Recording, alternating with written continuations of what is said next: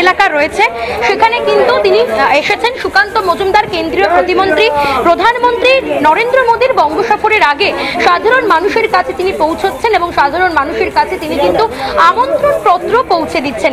আমি সেই আমন্ত্রণ পত্র একবার দেখানোর চেষ্টা করব লাইভে, যদি সরাসরি দেখানো সম্ভব হয়।